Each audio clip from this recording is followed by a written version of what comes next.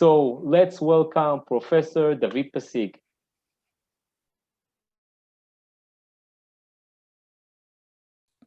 Thank you so much, ladies and gentlemen. My pleasure to join again Amdocs. It's been many, many years that I've been giving lectures to Amdocs, so probably there are some people already here that have heard something from me. What I'm going to do today is give you some perspective, a larger perspective of what's happening generally and in technologies that are really pointing to very interesting trends that are going to shape the 21st century. What I would like to discuss are the two following questions. The first question is there a way to calculate how change is constantly accelerating? The assumption behind this question is that if we will be able to calculate the pace itself, we will be able to say something interesting about what might develop technologically and scientifically in the future. The other question I would like you to put in mind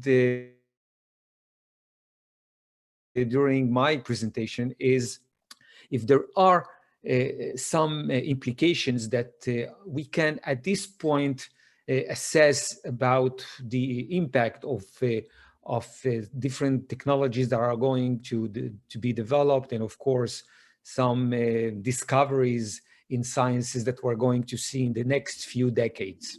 These are the two questions I would like you to put in mind in the course of this presentation. I hope to be able to of some trends that might answer at least part of those questions. Let me stress first of all the terminology I'm going to use in my presentations. In my presentation there are a lot of terms, and what I would like you to do, during my presentation, just write down your questions in the chat room. And at the end, Nati will just, collect some of the questions that are repeating themselves, and I'll try to answer as much as we can in our time frame here. So a lot of people are using extrapolations. Let's try and clarify a little bit the difference between exponential trajectory, these linear extrapolations. Most of us, when we think about the future, and really it's something that is one of the main characteristics of humanity, is to constantly think about the future. So most of us, when we think about the future, we tend to look at the past and we extrapolate a little bit about what might happen in any domain that we are trying to understand the trends in. Most of the people, what they do is just a little bit extrapolate of from the past into the future and try to deduct what might happen a year from now, a couple of years from now, etc., etc. Most of the time, when we extrapolate in a linear way, most of the time that's not the future that is happening. Some of us are a little bit more imaginative, and they are able to a little bit go a little bit crazy about what might happen in the future. But still, even though you go a little bit crazy about the future, this is not what happens most of the time when the pace of change is constantly accelerating.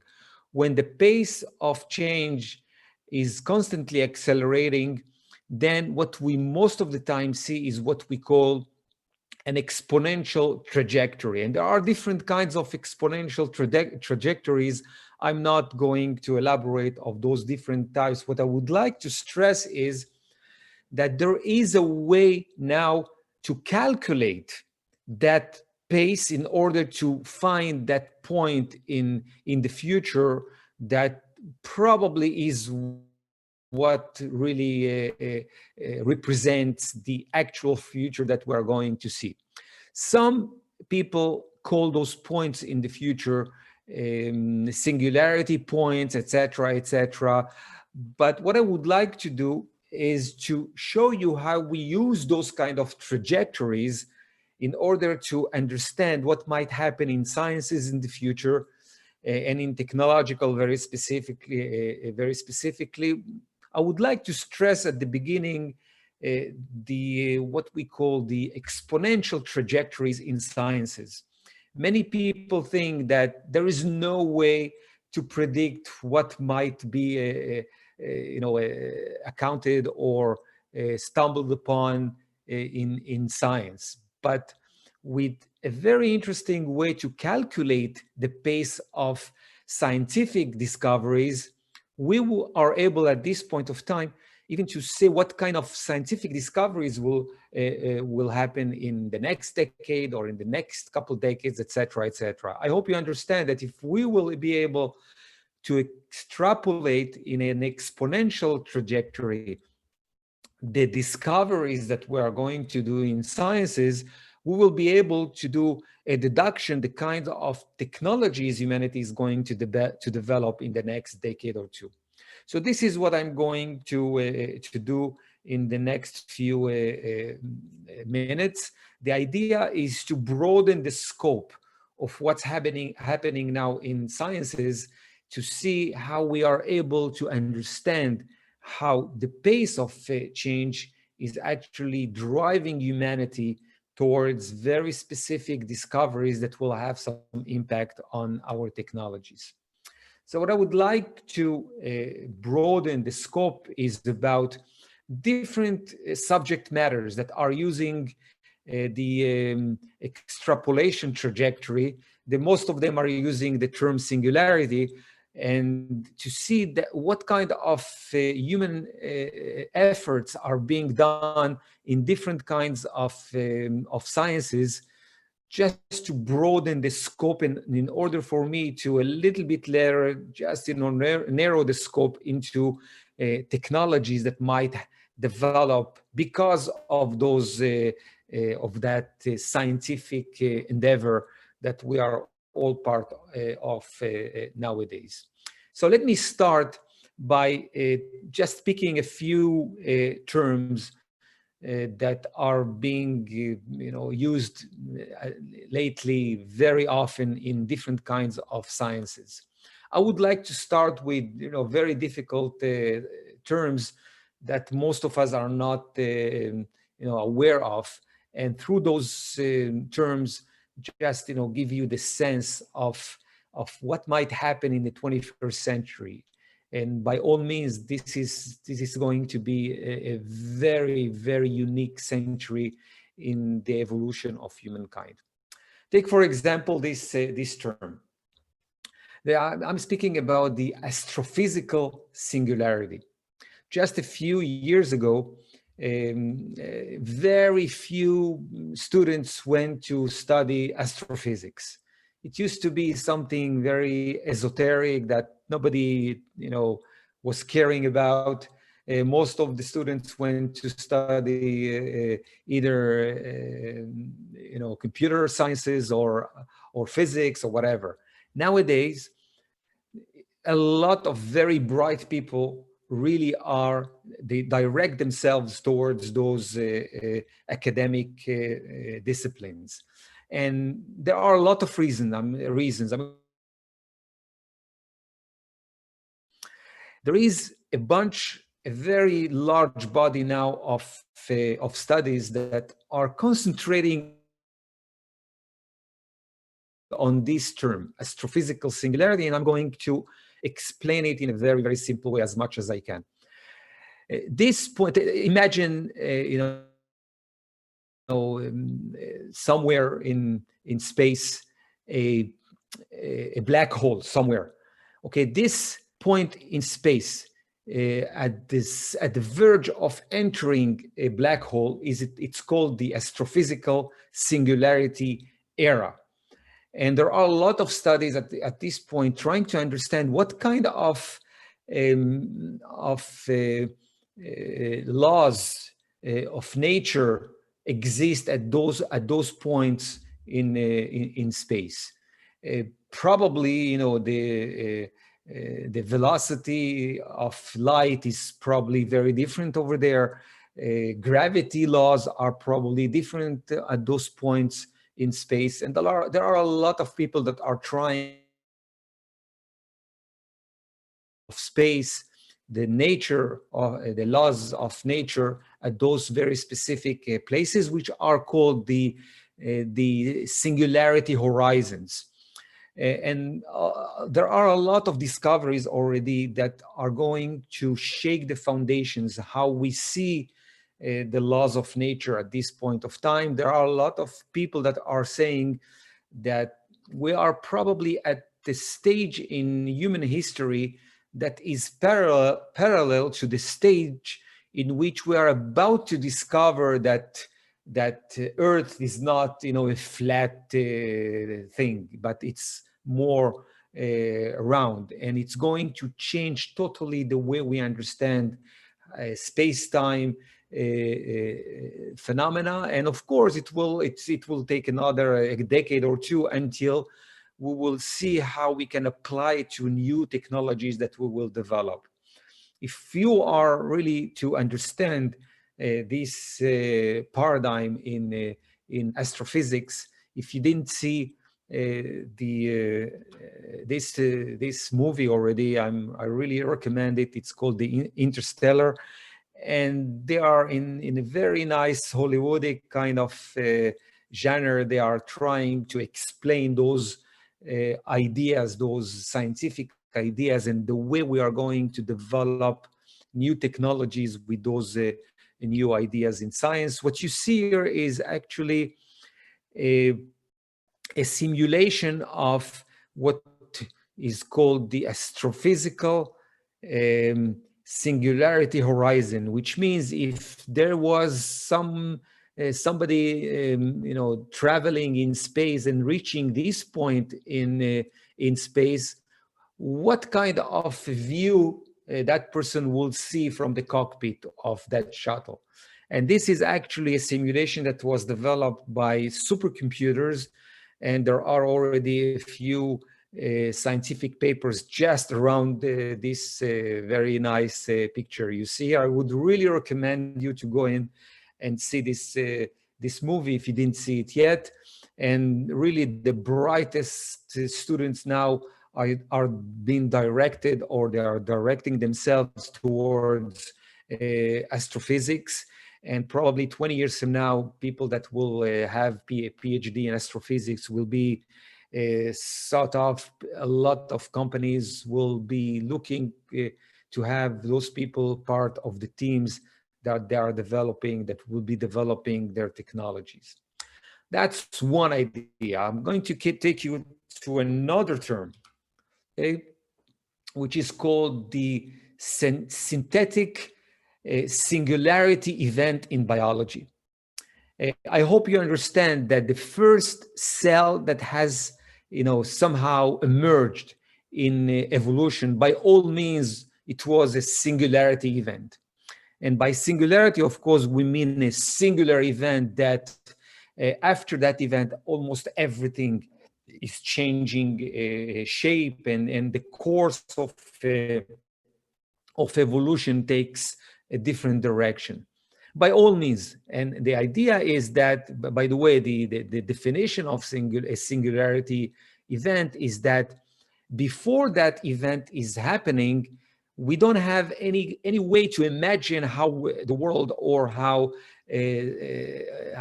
environment will be different after that event. And we suspect that this year, or at best next year, humanity is going to go through another biological singularity event in evolution that will change totally the course of human history and human evolution. And the idea is that we are expecting that someone somewhere will be able to develop a synthetic a living cell that will be able to reproduce itself in laboratories. If somebody will be able to do it, then anything that you can imagine might happen in the 21st century will barely scratch what it will look like the 21st century. And now, how do I know that it's about to happen? And what we found in future studies, we found a very interesting model that says the following. It says that it takes about 9 years on average from the point that someone is publishing a challenge in science or in technology until someone is able to achieve and reach that challenge. Okay, there are a lot of ideas that have been already developed because of challenges like this. The most known challenge is already an institution today. It's called the X Prize. And the X Prize have taken that model in order to push the envelope of scientific and technological development.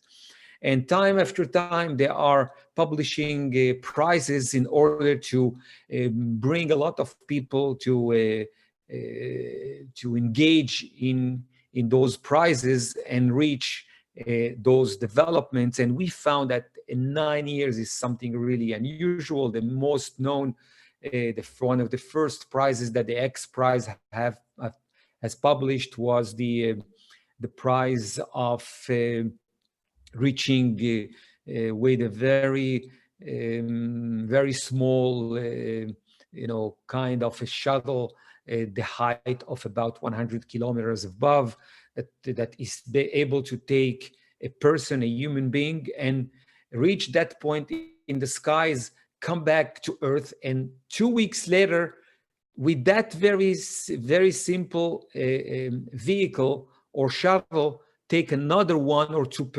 people to the heights of 100 kilometers, which is, reaching the point of going out of the atmosphere.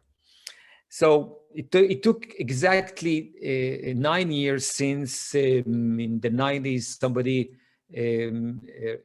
published that prize until 2004. Something happened, and of course I hope you are all familiar what happened over there. But there is another prize that was published by a very rich person named Robert Bigelow exactly 9 years ago, in which the prize that he published was for $50 million. And the idea was that whoever will be able to develop for him a shuttle that is safe enough to take 4 to 6 people 200 or 250 kilometers in the skies will receive those $50 million. And his vision was to develop in 200 or 250 kilometers above the Earth different kinds of hotels. He's coming from the hotel industries, and his vision was to put hotels in the skies so that people will be able to go to the next phase of recreations in space. Of course, the idea was that needs to bring back and forth people with a very high level of security. But his idea was to develop those kind of hotels in space. By the way, there is already one hotel in space that is being tested. The technology is being tested. The idea, of course, is that those hotels will be hotels that can be put in different kinds of shuttles that will take them to space and open them in space in different technologies. This is just one idea how we push the envelope of sciences and technologies with prizes. By the way, there are a lot of prizes now. Just to mention a few, I mentioned the Virgin Galactic that reached the 80 kilometers above Earth in 2004. And in 2004, we have started a new era of what we call the space tourism. And you are probably all aware. And the idea of those kinds of prizes is to constantly push the envelope in different fields. Okay, now there are a lot of technologies that are being developed because of those prizes. For example, you can take the VSS Enterprise idea. Because of that prize, they were able to develop very interesting technologies of wings, so that in the entrance to the atmosphere, we will not see that very fire kind of balls that are entering in space, but it will be a smoother entrance into the atmosphere.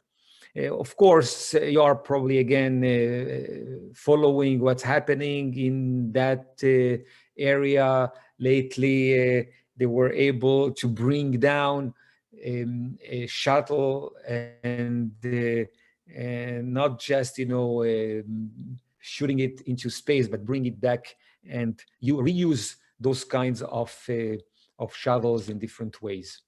Okay, nowadays there are a lot of other people that are really developing hotels in space. I'm just going to scan very briefly a few options if you are willing to go to space and have fun in the next few years. For example, Blue Origin, they have already a waiting list that have already paid something between $200,000 and $300,000 for a tour in a kind of space hotel.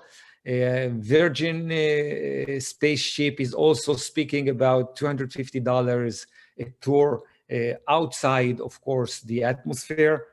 I believe that SpaceX will have some very interesting ideas, because they were able to develop very interesting module that will be able to stay in space more than a few hours, but even weeks. And there are a lot of companies that are competing to put a hotel in space in the next decade. Okay, some of them, I just mentioned the SpaceX idea. This is how it's going to look like inside the hotel they are developing.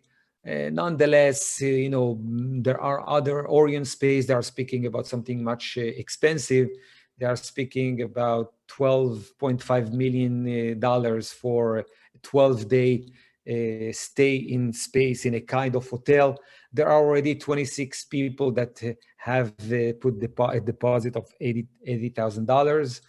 And it's going to be probably something like this inside. And the shuttle will take back and forth people. I believe that the Bigelow Aerospace will be the winning of that prize. They are speaking that by 2021, it's exactly the 9 years period of model that we have found. They are speaking that they will be able to take people to stay in space something like 60 days, and it will cost $25 million. There are a lot of people that $25 million for them is really nothing.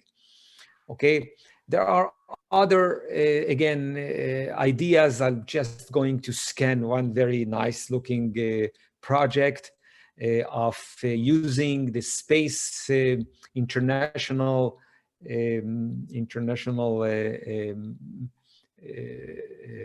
space model to use it as also a civilian kind of a hotel.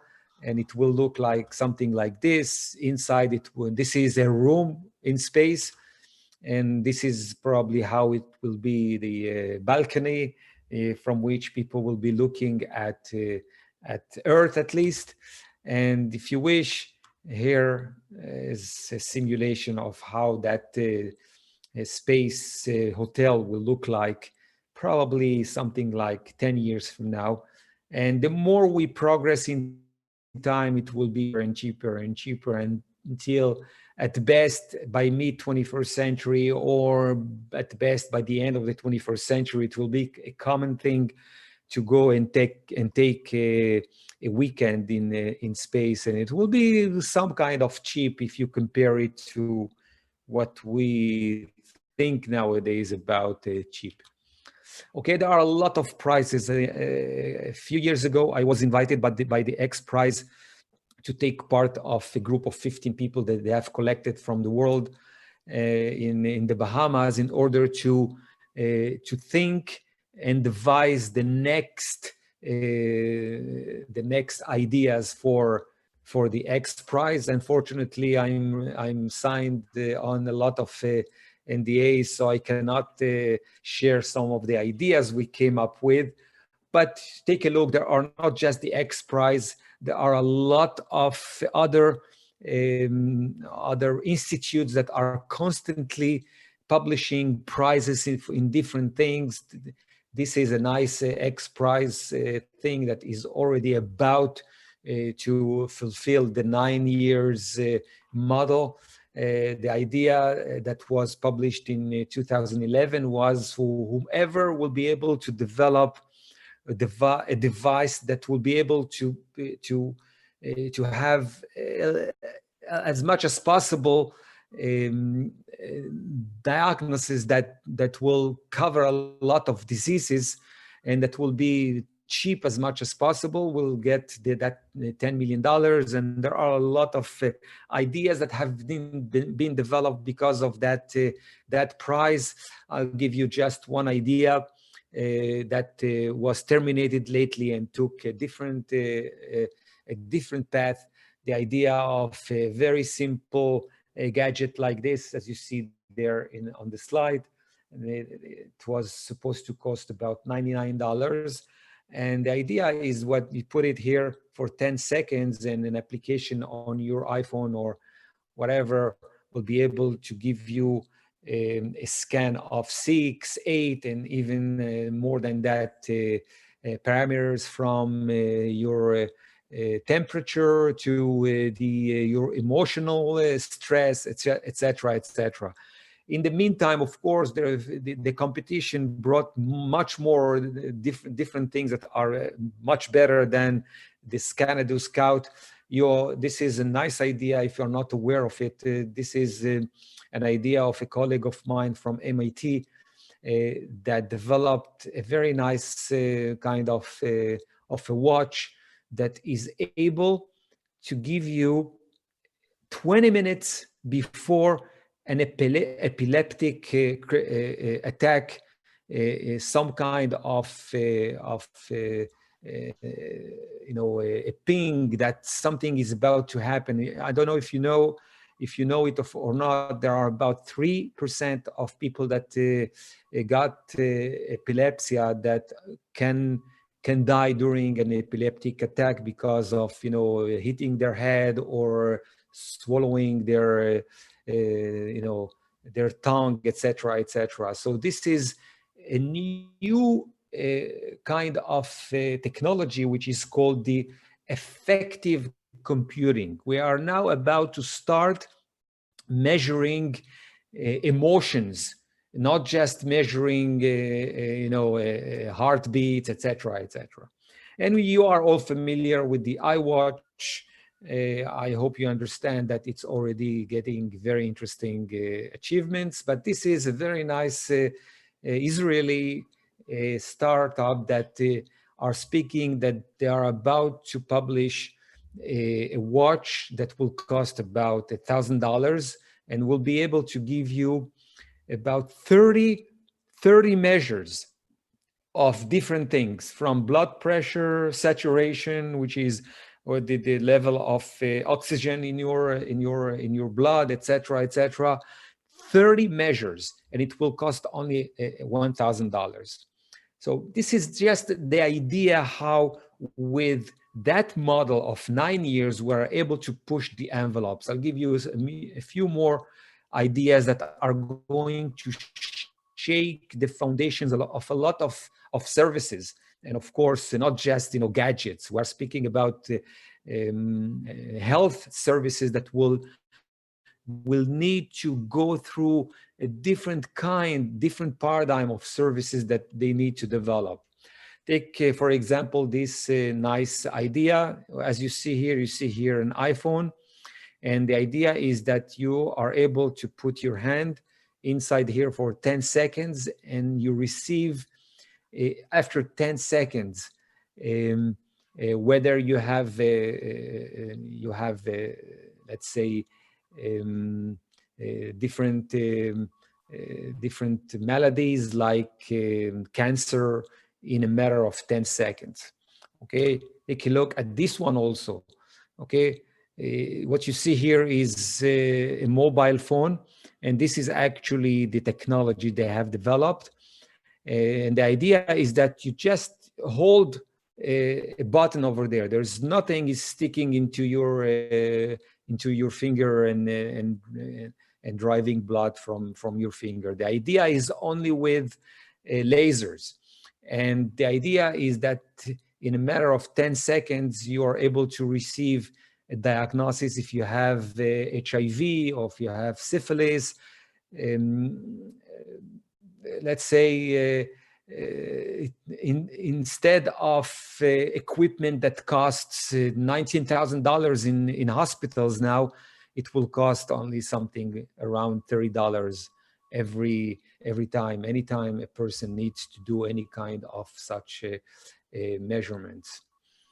So the idea is that they are constantly building on that model of 9 years. This is a nice thing, and I'll finish with this, of $15 million of the X Prize to whoever will be able to develop a very simple gadget, if you wish, a kind of a tablet that will be able to teach the 3 R's, reading, writing, arithmetics, in the best and effective way, better than the best teacher that exists on Earth today. And just think how those kind of technologies will drive change and development in places that have still hard time in teaching the 3 R's.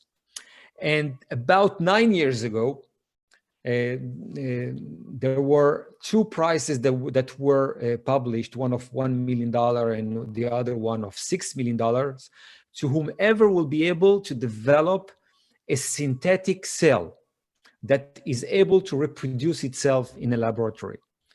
And I'm just going to show you, I'm following it, and this is the first thing that has been published about 10 years ago.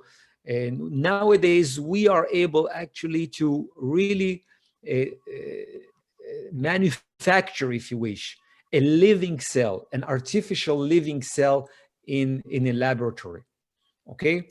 We know now all the components of a living cell. We are able to develop those components bit by bit synthetically in a lab and infuse it inside a shell of a different living cell, and that living cell will, with the boost of electricity, will awaken somehow. So we are able to do it, but the prize was not to mimic a living cell that exists in nature. The prize was to develop a living cell that does not exist in nature and develop that living cell artificially, synthetically, if you wish, in a laboratory. So I'm following it, and I'm going to show you how in a matter of exactly 9 years, it was developed, and we are still waiting the replication of those kind of studies in different places in order to be able to give those academics that prize. Take, for example, this one, okay? Just published lately, okay? Just a few months ago, in Planck Institute in Germany, they were able, in a lab, to grow a totally artificial genome of a microbe. So they were able actually to develop a genome of a microbe that does not exist in nature. So it's an artificial microbe that we have developed. All right. That was exactly 6 months ago or so. But there is something much interesting that has been developed lately by another scholar from a very known from Harvard. And he was able to develop, take a look at a pair of DNAs. You know, you are probably all aware that our DNA is based on 4 letters, A, T, G, and C. And with the infinite almost combinations of those letters, we are what we are, okay? So what he was able to develop is a DNA sequence, not of four letters, but of 6 letters, which means he has developed a new kind of a DNA platform with which we will be able to develop different kinds of organisms that our mind cannot even imagine at this point of time. He was able also to develop an organism that is based, that its DNA is 6 synthetic alphabet, if you wish, which is mind-blowing, which is we are now not only able to understand the, if you wish, the software of biology, but we are able to develop new software of biology. And what we will be able to do with those kind of things, that's even the most imaginative person at this point of time will not be able to, you know, imagine the applications that our kids will be able to develop with those kind of technologies during the 21st century. Let me go to a different, let's say, subject matter that is a little bit closer to your industry. This is what we call the informatics exponential horizon. There are a lot of people that are working of that kind of study, those kind of studies.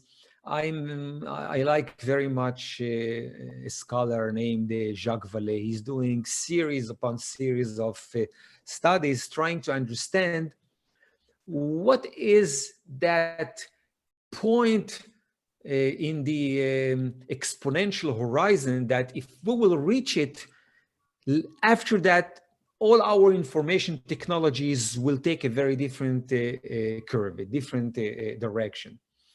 Okay, and what will happen if each one of us will have in their hands a lot of technologies that can access information from anywhere, everywhere, with no cost almost. And he came with a very interesting idea. What he found is that nowadays, at best, we are using 1 out of 500 pieces of the information that humanity is able to collect. We barely scratch what we have in our services, in our data banks, if you wish, and nonetheless, we were able to do amazing thing with that, you know, barely 1.1 out of 500 pieces. What will happen if we will be able to access, each one of us, not just that portion, but more than that? Let's say 20 out of 500, or 30, or 100 out of those 500 pieces of information that exist, and they exist already. We are collecting that information every second, every portion of a second nowadays. So this is what he's trying to understand and trying to figure out if this is what is happening and this is how we are developing, let's try and what kind of things we are going to develop. The person that took that challenge very seriously is a professor named Vernon Vinci, and he was able to calculate that after 1993, we have started the curve towards the exponential horizon of the pace of information development. And he didn't see that point in time that will reach it, but what he said that in 1993 we have started moving towards that horizon point in time in technology.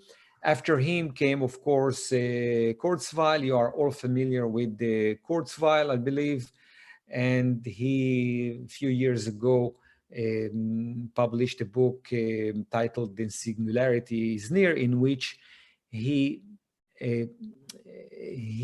for the first time offered humanity a formula with which we are able now to really calculate the pace of change, and without those kind of calculations we are able to say what might happen technologically in 2025, in 2035, in 2055, etc., etc. I'm going to give you some examples, but if you are not familiar yet with the Kurzweil, he's an amazing personality. He's already 70 and something years old, and he already received 19 honorary doctorates. He's constantly receiving prizes. By the way, he's doing a very bizarre experiment on himself. I don't know if you are familiar with that experiment. What he's saying, I hope you understand, this is not the person, we are speaking about this person. So what we are speaking about is that this is, he was able to develop an idea that we have already enough knowledge at this point of time with which we will be able to almost double life expectancy of each one of us. And he's eating almost daily about 200 of those kind of capsules in order to reach that ability to develop or to double his ability or his life expectancy, if you wish. He looks like this nowadays, and he's really about to reach something unusual. Okay. He wrote a lot of books. I hope you are familiar with those books. If you are not familiar, I would urge all of you to read his book. It's a very difficult book to read, but these are the books that are what we call the most known books would you please just wait for me a second? I'm going to see who's driving me crazy here. Sure.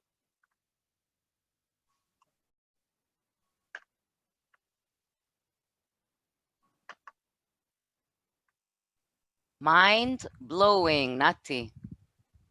Yes, indeed. Guys, this is a good opportunity for you in case you want to write down some questions. Any questions? Yeah, this is it. This is the time to write any questions.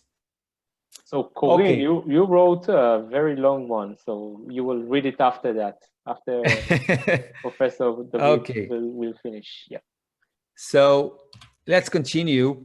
Besides, of course, those two books, there are tons of books that are trying to understand different venues in different kinds of technologies and sciences. And if you wish, just a very short search in Google, you'll receive tons of lists of books that have already developed the idea in different technologies. And for the first time, as I mentioned, for the first time, somebody has offered us a formula with which we are able now to calculate the pace of technological development. And he already gave it a very interesting title. He calls it the law of accelerating return. I'm going to explain it in a very simple way, and then I'm going to show you the formula, one of the formulas that he has developed. What he says is the following. He says that humanity or technologies have been developing in a pace that is constantly accelerating, and he was able to measure how from point to point in scientific and technological development that pace is accelerating. He was able to measure that pace between those very important points in technological and scientific development. Of course, he's not the one who decides upon those points.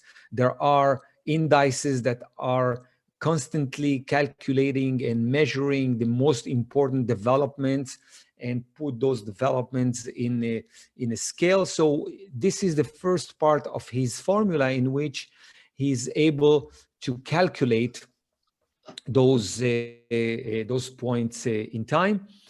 And this is the first part of the formula. The next part of the formula is that he found that each consecutive point of development is not a linear development for the previous interesting or important point, but by itself, it's an exponential curve. So he takes those two phenomena, put them together, and he comes up with a very interesting formula with which he's able to calculate, for example, when we will be able to have a cure to a very specific cancer, when we will have a certain algorithmic let's say idea about how to use AI or whatever. He has about 40 people that are working for him that are constantly doing studies with those kind of formulas. I am able to follow him already more than 15 years already. He's coming here to Israel from time to time. And I was able to see that in the last 15 years, okay, all the predictions that were done with those formulas, about 86% turned to be correct, which is by all means an amazing predictive validity to this formula.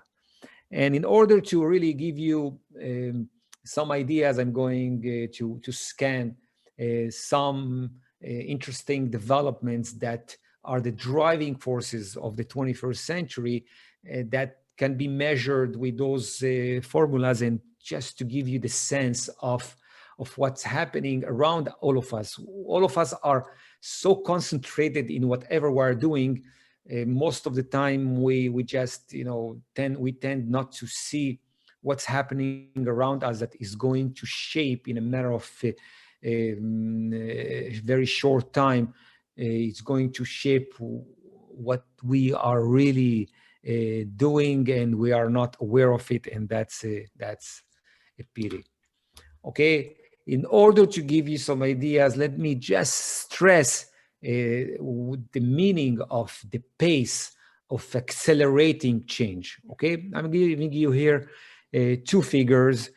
If you take those two figures in a linear way into the future, then the next figures are 6, 8, 10, and 12. But in an exponential pace of development, you get 8, 16, 32, 64. If you take it, for example, 100 steps in a linear way, those two figures, then the 100 step will be something like 200.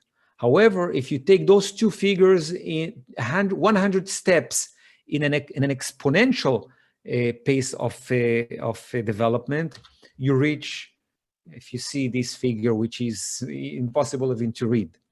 Now, most of us don't even grasp how the exponential horizon, if it is really developing in an exponential pace, then whatever we can even imagine at this point, it will not scratch what actually will happen in 20 years from now, 30 years from now, and of course, if we are speaking a century from now. Now, bear in mind that 100 steps, by all means, are nothing in technology, in society, in economics, in geopolitics, etc., etc. I'm going to give you a few ideas just to give you the mega trends of the 21st century that are going to shape technology, services, geopolitics, the world conflicts. Everything is being driven by some mega trends that their pace of development is basically an exponential curve that is running towards that horizon, which is called the singularity horizon. Okay, I'll give you just one example here. I'm going to summarize a lot of studies in one curve or two lines, if you wish. This graph you see here describes the ratio between ages in humanity. Okay, ratio between ages. So as far as we know, for millennia, humanity used to be something like this. 15% of humanity used to be young kids of 5 years and younger, okay? And about 3% of elders of 65 years and older. This is what used to be humanity for millennia. And by the way, this is probably one of the reasons why when Bismarck came with the idea of pension saving, okay, and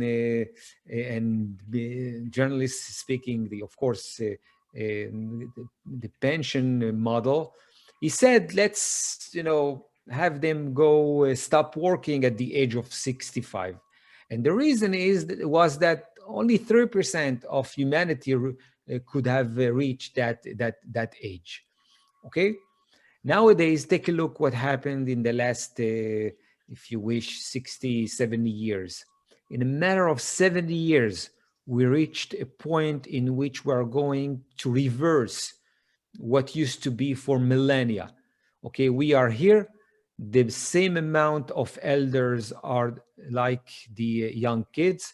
And by the year 2050, just 30 years from now, a picture of millennia is going to be reversed. What does it mean? How is it just this variable is going to reshape humanity in many subject areas like, family structure, of course, technologies, and the types of conflicts we are going to see in the 21st century is driven by this driving force, which has already a title now in future studies. It is called the demographic winter. Okay, and the idea is, I'll give you just one example how it's going to drive technologies. It's already driving technologies because it's already emerging, but the greatest impact we're going to see only in the next 30 years. For example, if you see humanity is lacking enough young people. Now, young people, most of the time, are the humanity potential to problem solving of the next generation, because our ability to be creative and to solve problems is between the age of 25 to 36. If you are not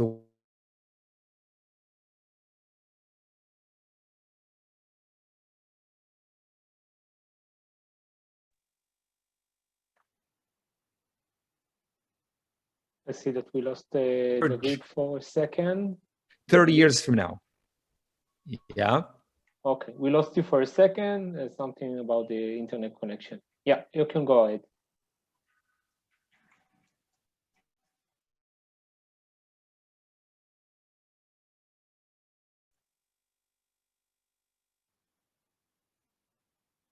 We still can't hear you.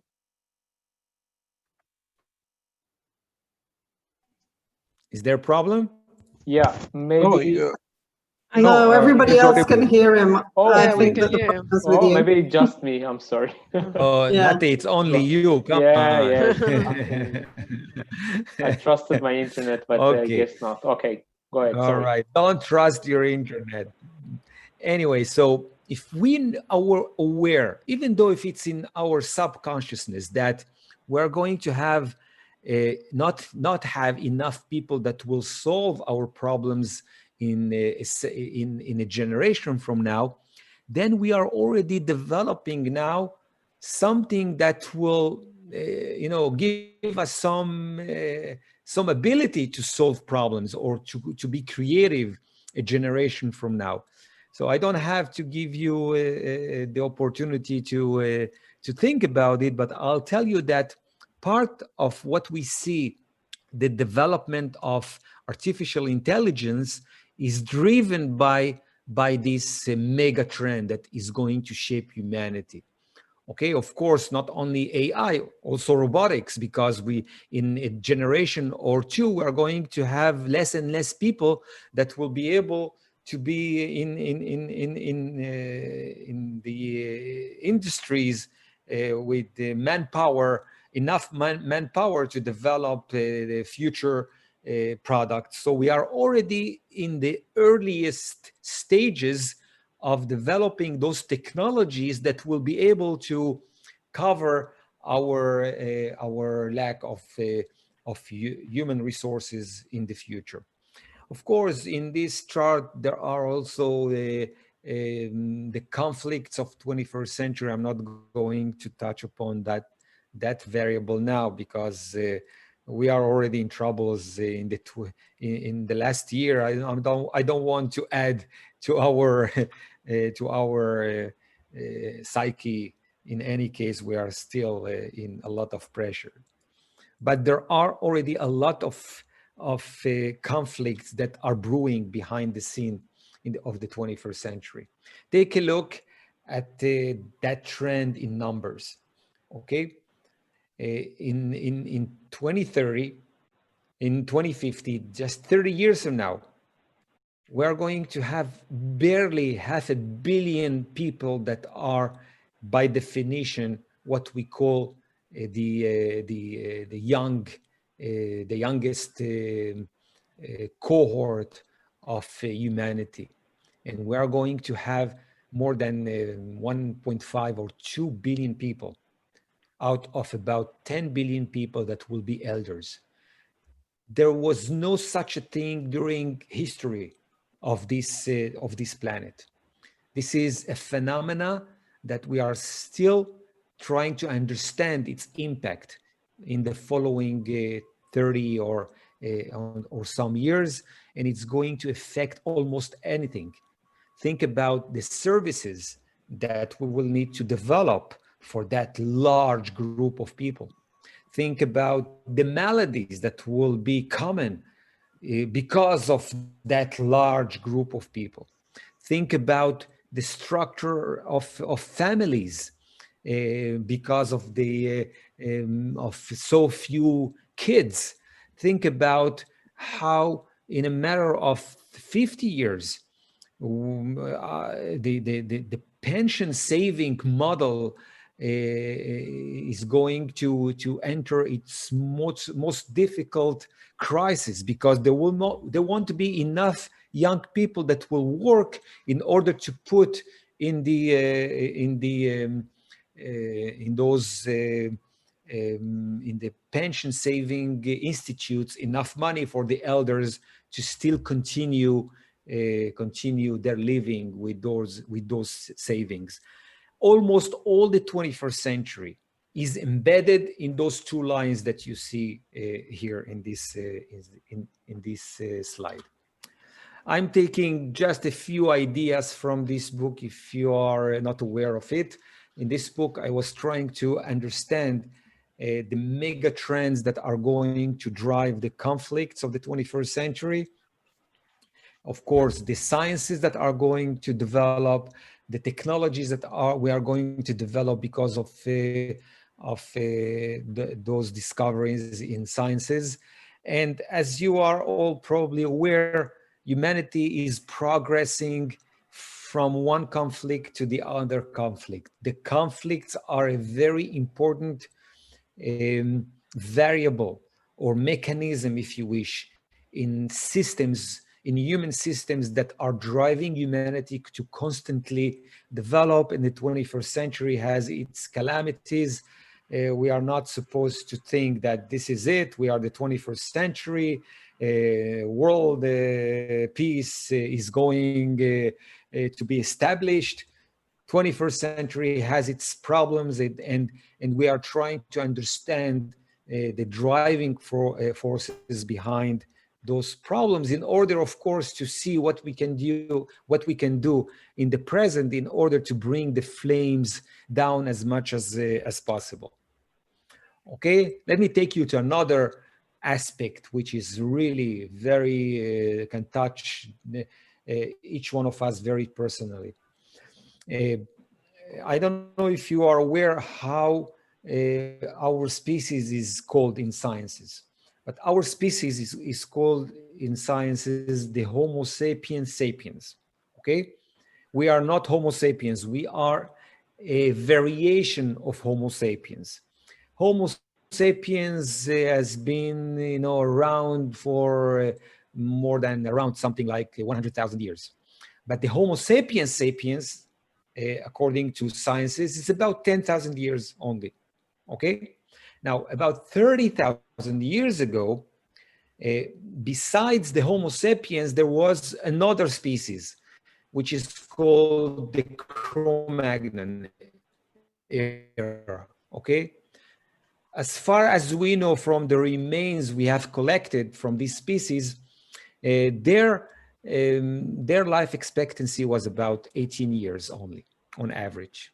Okay, and then came the Homo sapiens sapiens, and it took about 30,000 years, and the Homo sapiens sapiens a little bit developed, and they reached the point that only in the most advanced cultures of the time, they added another 5 or 6 years in their life expectancy on average. That was in the most advanced cultures of the time, okay? That was not the average of humankind. The average of humankind life expectancy just, 200 years ago reached the 25 years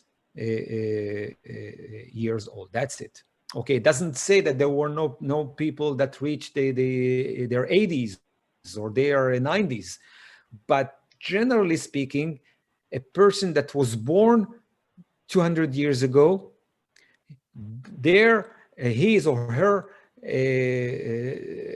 chances to reach 25 years was the average, okay? More than 25 years, then their chances to reach those years was going down very rapidly, okay? About 100 years ago, the most advanced culture of the time, they used to be 48 years old. Okay, by the way, in Europe, 100 years ago, the average life expectancy was 38 years old. That's it. Nowadays, okay, in Israel, we have 81 years old for males and 85 years old for females. Now, this is in birth. It's not if you reach, let's say, if you are 75 years old now, you have the chance to reach more than those years. That's a very important point to stretch. It doesn't say that if you are now 78 years old, then you have 3 more years to live on average. That's not true. the more you progress in time, the more you will probably go beyond that average. And this is very important point to stretch, because a lot of people now, because of the corona, they say, well, people are old, and in any case they are about to pass away. That's not true. A person that is dying at the age of 75 years old because of the pandemic has a much greater chance to reach more than 85 years old. So, passing away from this virus means that you are losing 10 and 15 years from your expected years still to come. The world now, the average world, the last time I have checked, is about 73 years old on average. And take a look what happened in a matter of about 200 years. We almost tripled life expectancy.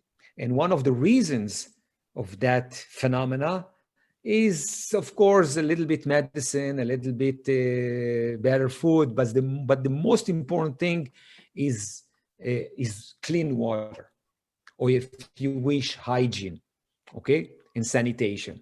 That's what really drove this amazing phenomena. However, the World Health Organization now is calculating life expectancy in a different manner. They are calculating not how many years we live, but how many healthy years the average person is living. That's something very different, okay? Beyond the health years, most of us are going through about a decade of elderly maladies. And this is what we tend to say. There are about 64 years old of healthy years now on average. In Israel, by the way, we are 73 and 74 already healthy years, and that matches the statistics, which is much, much important. Okay, most of us, we reach the early 70s when we are still very healthy. And it used to be just 20 years ago that most of us, when we reached the age of 45 and some of us 50, and we were already with the elderly maladies. And you see it very clearly in the graphs of health services. Up to 45 or 50 years old, nobody almost used health services.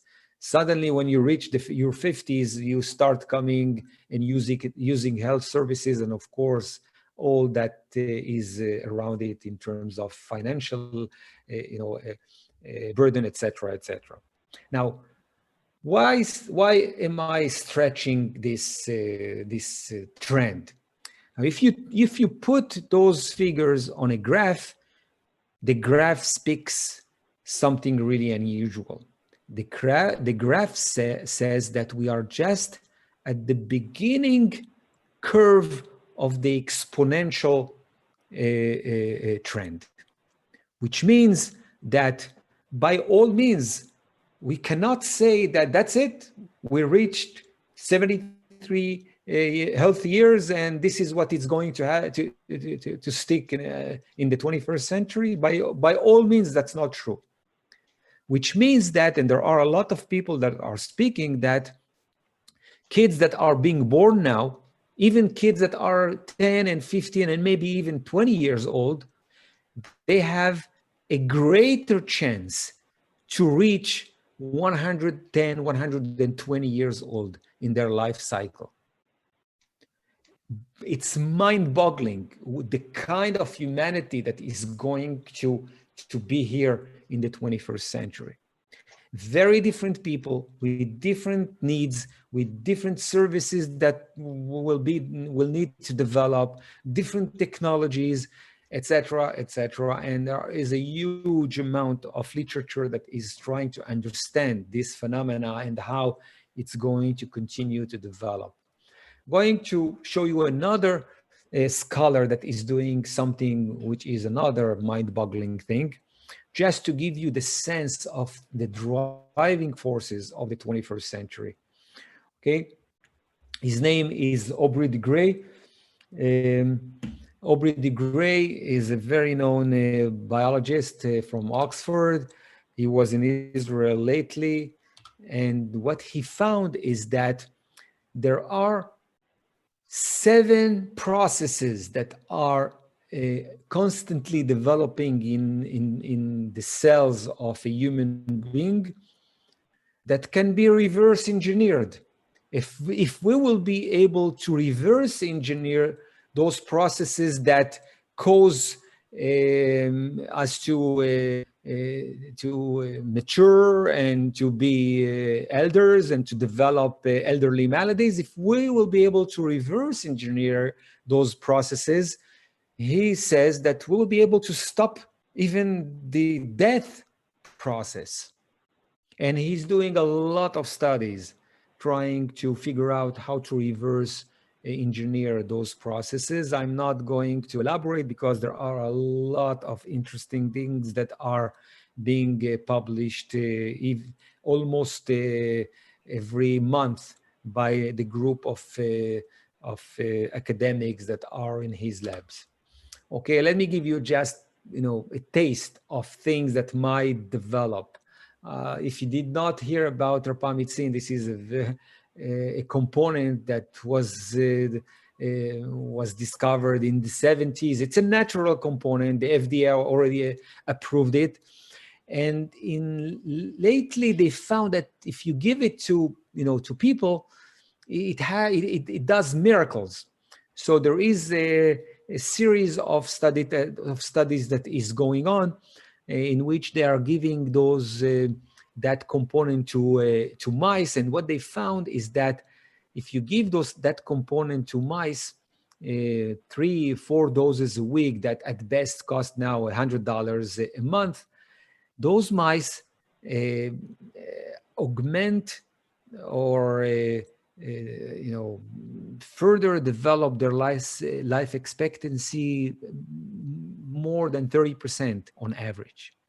There is no still study. There are no studies that are being done on human beings yet.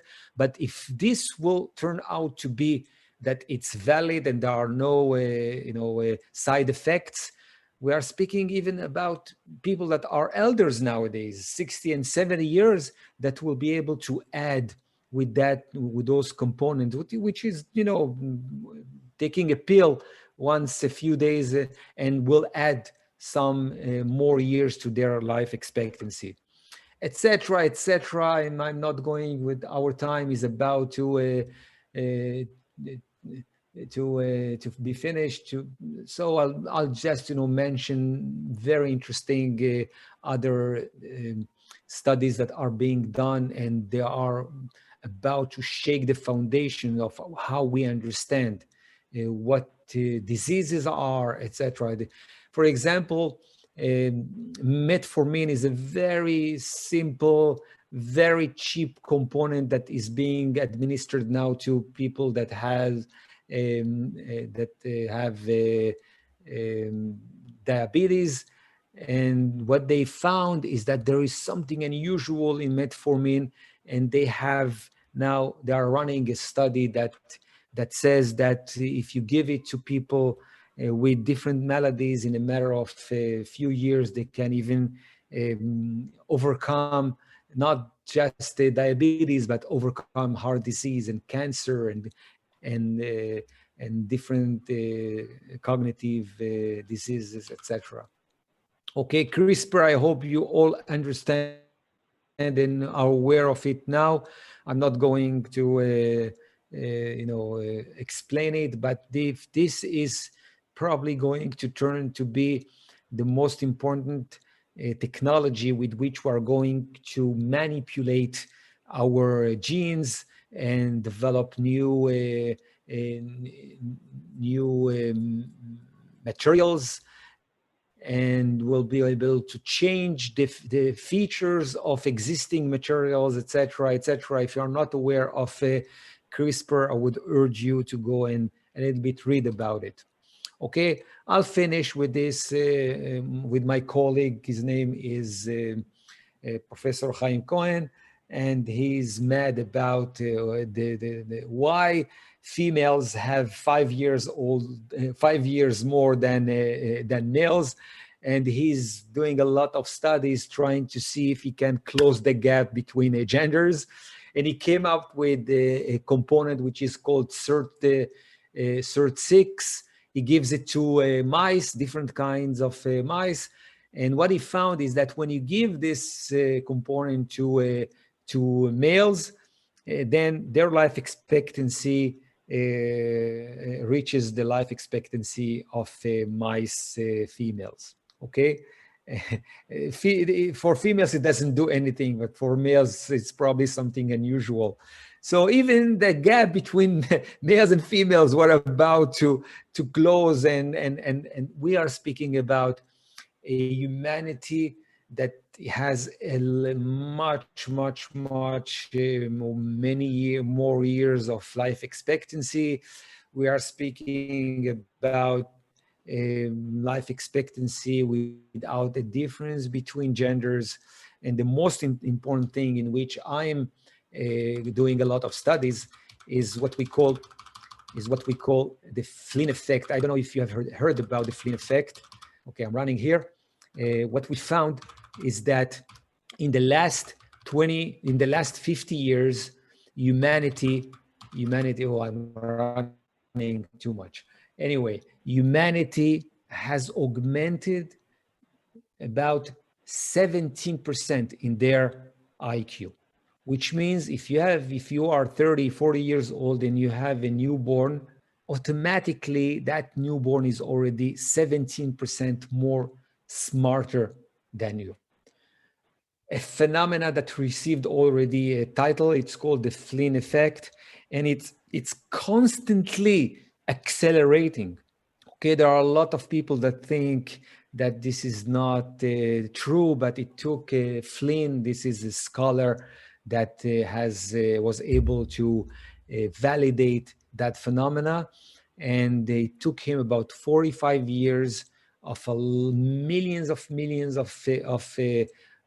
data from different people, different countries, and he was able to show that IQ has augmented in the last 50 years by 17 points, which is fascinating. Whoever has kids in his home knows that those kids are much smarter than all of us. Okay, I'm specifically trying in my lab to, give it a push, not leave evolution to do its course. And with new technologies, I'm trying to further develop the IQ with those kind of technologies. And we are just at the beginning of a journey of the 21st century in which we will be able not just to augment the IQ of regular people, but also, I have a very interesting study we did with mental disabilities, like people with Down syndrome, and with those technologies, we were able to add to those teenagers 10 points of IQ, which makes a great difference between being, a very, let's say, retarded person and a mild kind of retardation. So this is basically what I would like to